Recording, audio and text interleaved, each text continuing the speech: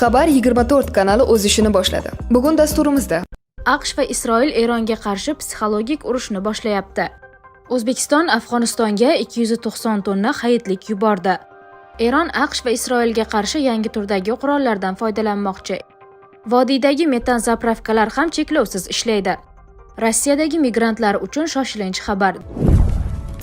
Shavkat uka, qalaysan, yaxshimisan? Charchamayapsanmi? Ishlaring yaxshimi? Kecha pul so'ragan ekansan, bankka bora olmadim, shamollaganimdan.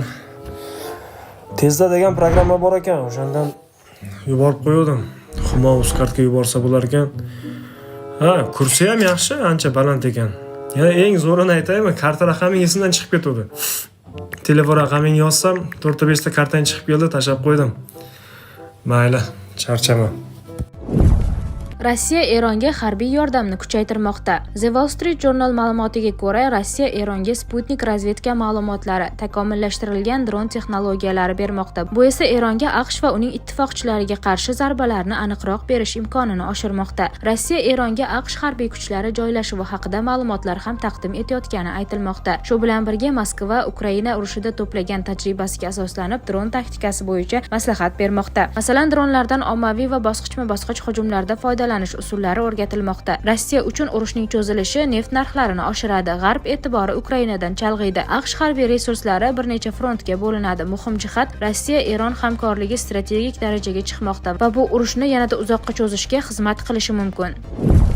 Vodiydagi metan zapravkalar ham cheklovsiz ishlaydi. Vodiy viloyatlaridagi metan zapravkalar faoliyati bosqichma-bosqich tiklanmoqda va ertaga 19-mart kunidan uzluksiz ishlay boshlaydi. Bu haqda Energetika vazirligi xabar berdi. Ma'lum qilinishicha, Andijon, Namangan va Farg'ona viloyatidagi zapravkalar 19-martdan boshlab uzluksiz ishlay boshlaydi.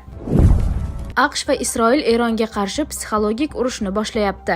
Isroil tomonidan Basish qo'mondoni general G'ulom Rizo Sulaymoniy hamda Eron Oliy milliy xavfsizlik kengashi kotibi Ali Larijoniy yo'q qilingani haqida xabarlar tarqatildi. Shu o'rinda savol tug'iladi: agar urushning birinchi kunidagi shunday urinishlar kutilgan natijani bermagan bo'lsa, nega bu taktika yana qo'llanilmoqda? Bu kabi nishonli yo'q qilishlar ortida quyidagi maqsadlar bo'lishi mumkin. Muzokaralar uchun sharoit yaratish, hozirgi qat'iy pozitsiyadagi rahbarlarni chetlatib, ular o'rniga zaifroq va boshqariladigan shaxslarni keltirish, mavjud rahbariyatni jazolash, AQSh va Isroilga qarshi ochiq qarshi turish uchun bosim o'tkazish, axborot va psixologik muhitni o'zgartirish, Benyamin Netanyahuning o'limi haqidagi mishmishlar ortidan kelib chiqqan salbiy fonni bartaraf etish. Bu harakatlar faqat harbiy emas, balki axborot va psixologik frontda ham bosimni kuchaytirishga qaratilgan bo'lishi mumkin.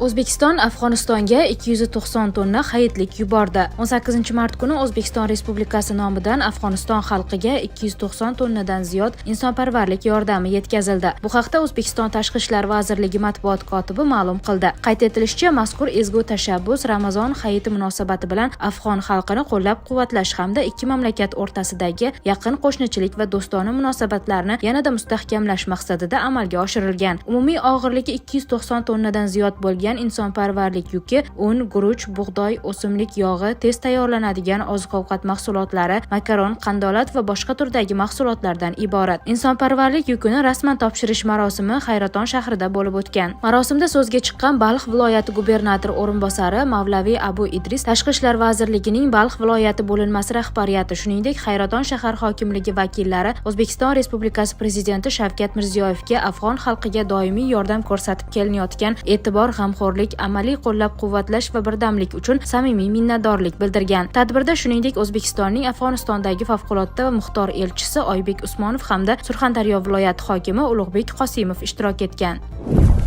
Eron AQSh va Isroilga qarshi yangi turdagi qurollardan foydalanmoqchi. Eron armiyasi AQSh va Isroilga qarshi amalga oshirilayotgan operatsiyalarda ilgari qo'llanilmagan yangi turdagi qurollardan foydalanishni rejalashtirayotganini ma'lum qildi. Eron armiyasi vakili Muhammad Akraminyaning ta'kidlashicha, yaqin kunlarda harbiy harakatlarda yangi qurollar ishga solinadi. Kelgusi kunlarda ilgari qo'llanilmagan qurollardan foydalanamiz, dedi Akramiya mahalliy CNN telekanaliga bergan intervyusida. Eslatib o'tamiz, 28-fevraldan boshlab AQSh va Isroil Eron hududidagi obyektlarga zarbalar berishni boshlagan. Tehron esa bunga javoban Isroil hududiga hamda Yaqin Sharqdagi AQSh harbiy obyektlariga zarbalar bermoqda. Shu tariqa tomonlar o'rtasidagi harbiy qarama-qarshilik yangi bosqichga o'tib, vaziyat yanada keskinlashmoqda. Rossiyadagi migrantlar uchun shoshilinch xabar. Davlat dumasi migrantlarning Rossiyada ishlashi uchun talablarni kuchaytiruvchi qonun loyihasini birinchi o'qishda qabul qildi. Ularning farzandlari 18 yoshga to'lgandan so'ng Rossiya Federatsiyasidan chiqib ketishlari yoki 30 kun ichida patent olishlari shart bo'ladi. AQSh boshlagan urush global ocharchilik xavfini kuchaytirdi. Birlashgan Millatlar Tashkiloti ma'lumotiga ko'ra, agar Eron bilan urush iyungacha davom etsa, o'ta og'ir ochlikdan aziyat chekuvchilar soni 45 millionga oshib, jami 319 milliondan oshishi mumkin. Butunjahon oziq-ovqat dasturi vakili Karl Skau urush gumanitar yo'laklarni to'sib qo'ygani, yuk tashish xarajatlari 18% ga oshgani va yordam yetkazish kechikish haqida ta'kidladi. Sodiq Vadatur Larijoniy o'limiga javoban Isroilga yangi hujum boshlandi.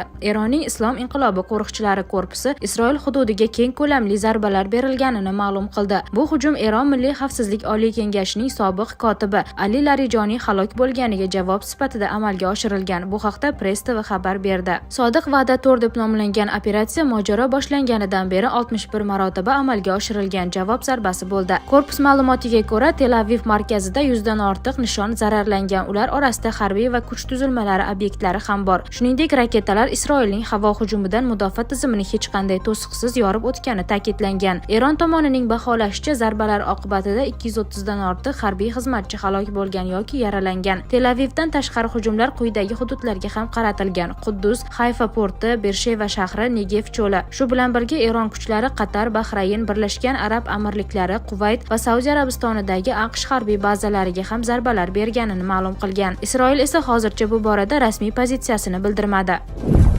NATO juda ahmoqona xatoga yo'l qo'ydi. Tramp. AQSh prezidenti Donald Tramp NATO davlatlarining Eronga qarshi operatsiyasida ishtirok etmasligini keskin tanqid qildi. Menimcha, NATO juda ahmoqona xatoga yo'l qo'ymoqda. Bizga ular kerak emas, ammo ular bizni qo'llab-quvvatlashi kerak edi, dedi Tramp jurnalistlar bilan muloqotda. Tramp AQShning yillar davomida ittifoqchilar xavfsizligi uchun trillionlab dollar sarflaganini ta'kidlab, ularning Vashingtonga yetarlicha yordam bermayotganidan noroziligini bildirdi. Biz boshqalarga yordam beramiz, ammo ular bizga yordam bermaydi, dedi u. Tramp ayrim Yevropa yetakchilarini ham tanqid qildi. U Fransiya prezidenti Emmanuel Macron tez orada lavozimini tark etishi mumkinligini aytdi. Shuningdek, u Buyuk Britaniya bosh vaziri Keir Starmerning pozitsiyasidan ham norozi ekanligini yashirib o'tirmadi. Shu bilan birga Tramp Qatar, Birlashgan Arab Amirliklari, Saudiya Arabistoni va Bahraynni qo'llab-quvvatlovi uchun maqtadi. Prezidentning aytishicha, AQSh hozircha Erondan chiqishga tayyor emas, ammo yaqin vaqtda bu amalga oshirilishi mumkin.